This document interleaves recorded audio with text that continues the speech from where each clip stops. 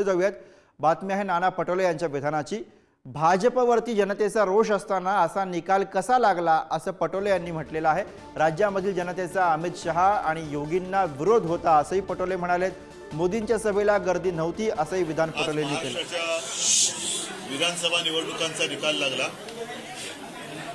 पूर्णपणे अनपेक्षित आणि अनाकलण्याचा हा निकाल आहे। पटला नाही तरी सुद्धा निकाल लागलेला आहे। कसा लागला हा सर्वांनाच पडलेला प्रश्न आहे। जणू काही लाटेपेक्षा सुनामीच आली असं वातावरण या निकालाने दिसतंय। पण हा निकाल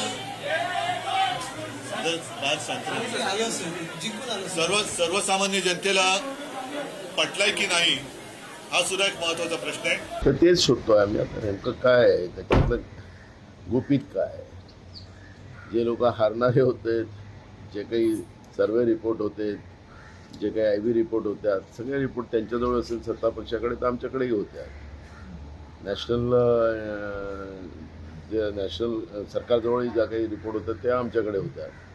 पण हे सगळा चमत्कार कसा घडला, चमत्काराच्या मागं कोण, या सगळ्या गोष्टी आहेत त्याच्यामध्ये। त्याला शोध घेतल्याशिवाय त्याच्यावर आता प्रतिक्रिया देणं बरोबर नाही। बऱ्याच लोकांनी त्या प्रकारची शंका व्यक्त केली आहे। आता योग्य स्तरावर त्याची चौकशी होईल, त्याचं परीक्षण होईल, त्याबद्दल मी काही बोलणार नाही।